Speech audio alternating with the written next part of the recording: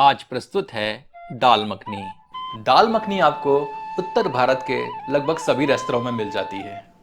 वैसे तो इसके इंग्रेडिएंट्स आपको अपने घर की किचन में ही मिल जाते हैं, पर एक अच्छी दाल मखनी बनाने का बस एक ही सीक्रेट है और वो है आपकी लगन।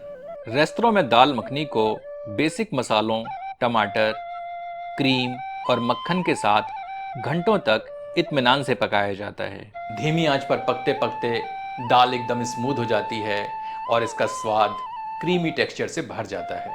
आज की इस प्रस्तुति में हम दाल मखनी को एकदम आसान तरीके से प्रेशर कुकर में पकाएंगे।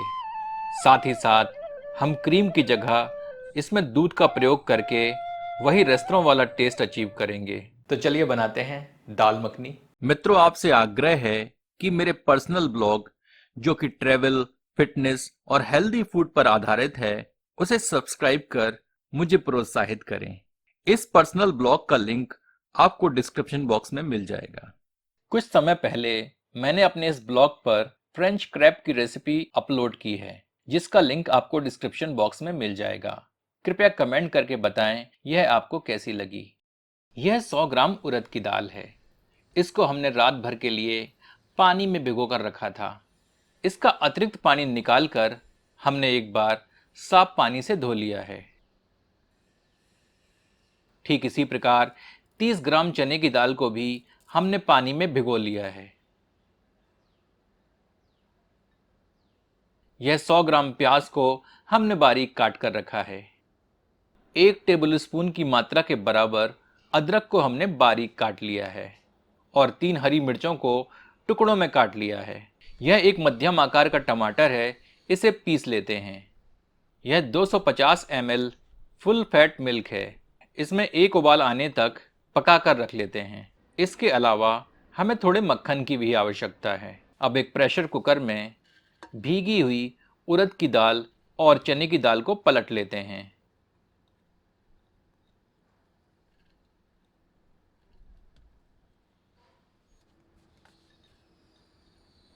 इसमें 750 ml यानी कि 3 कप पानी सम्मिलित करते हैं। इसमें स्वादानुसार नमक डालकर मिला देते हैं।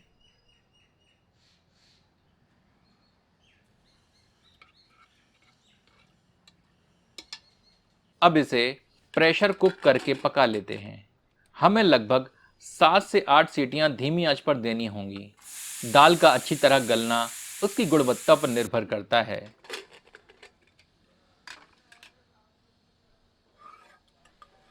तो आप इसे अच्छी तरह पका लें ताकि इसके दाने आसानी से मसले जा सकें। दाल पक चुकी है। चलिए इसका तड़का तैयार करते हैं। इसके लिए एक बर्तन में 2 टेबलस्पून के लगभग तेल गर्म करते हैं। इसमें 2 से 3 टीस्पून देसी घी मिला देते हैं।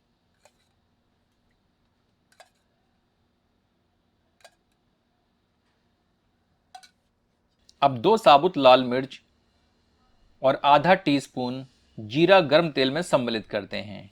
कुछ क्षण भूनने के उपरांत इसमें बारीक काटा गया अदरक सम्मिलित करते हैं।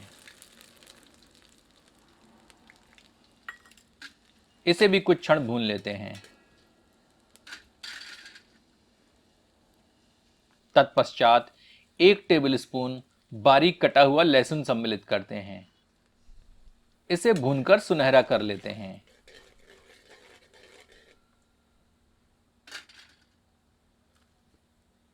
आंच धीमी रखें ताकि सामग्री जले नहीं। अब प्याज सम्मिलित करते हैं।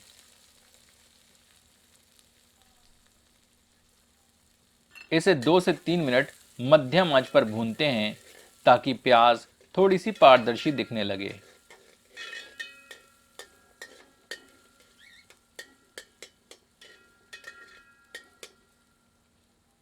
तत्पश्चात हरी मिर्च सम्मिलित करते हैं। 2 चुटकी हींग डालते हैं। पुनः कुछ क्षण भून लेते हैं।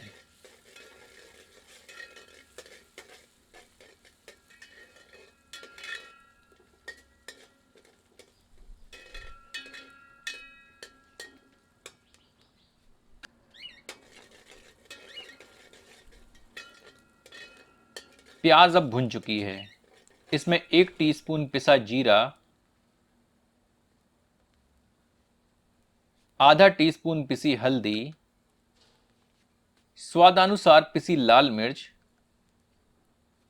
1 टेबलस्पून कश्मीरी मिर्च का चूर्ण, आधा टीस्पून किचन किंग मसाला सम्मिलित करते हैं। सबको अच्छे से मिलाकर 1 मिनट मध्यम आंच पर भूनते हैं। नमक हम पहले ही दाल में मिला चुके हैं।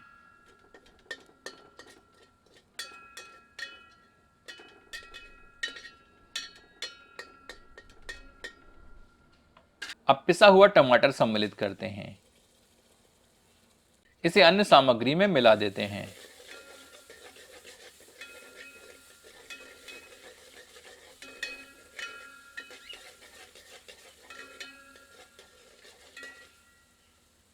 अब 1.5 चम्मच के लगभग टोमेटो प्यूरे डालते हैं।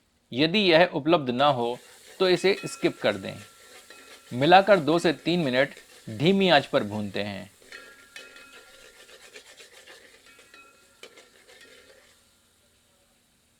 अब पकाई गई दाल इस तड़के में पलट देते हैं। सबको अच्छे से मिलाते हैं।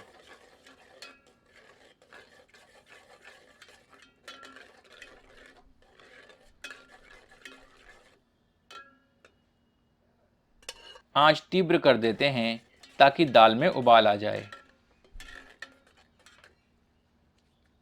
जैसे ही दाल में उबाल आए, इसमें दूध सम्मिलित करते हैं।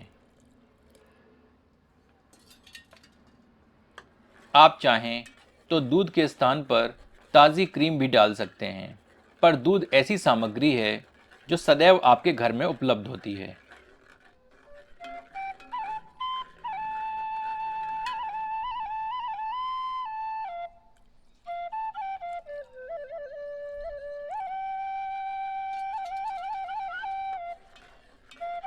दूध डालते ही दाल का रंग हल्का हो जाता है, पर चिंता की कोई बात नहीं, इसका रंग गहरा हो जाएगा। अब इसे धीमी आंच पर पकने दें और बीच बीच में करछी चलाकर तली पर लगी हुई दाल हटाते जाएं और इसे लगभग 7 से 8 मिनट धीमी आंच पर पकाएं।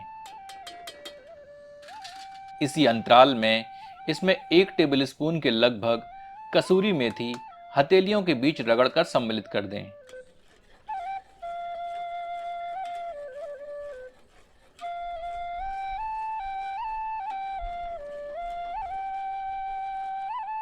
यह देखिए, पकते पकते दाल का रंग गहरा हो गया है। इसमें थोड़ा मक्खन सम्मिलित करते हैं।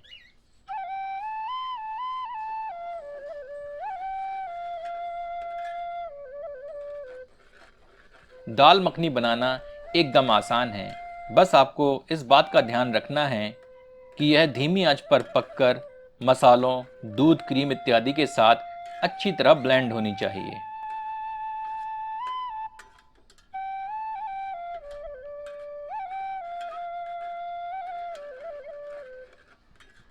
इसका टेक्सचर बिल्कुल रेस्तरां में मिलने वाली दाल मखनी जैसा हो गया है। इसमें थोड़ी बारीक कटी हुई धनिया की पत्तियां सम्मिलित करते हैं। आपसे आग्रह है कि एक बार दाल मखनी इस विधि का अनुसरण कर अवश्य बनाएं और अपना अनुभव हमसे एवं इस चैनल के अन्य दर्शकों से साझा करें। चलिए इसे गर्मा गर्म परोसते हैं।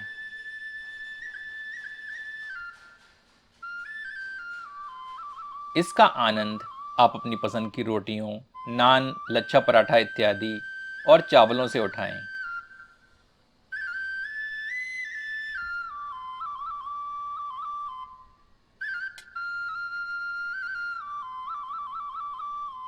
तो लुत्फ उठाइए दाल मखनी अपनों के साथ।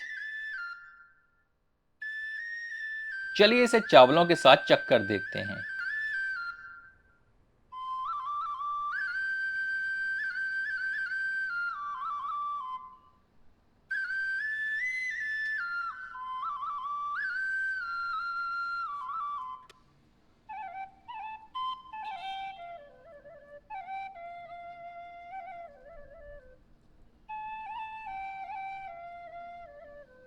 वाह, मज़ा आ गया। काश मैं आपसे वीडियो के साथ साथ इसका स्वाद भी साझा कर पाता, पर कोई बात नहीं, आप स्वयं बनाकर बताएं कि यह आपको कैसी लगी।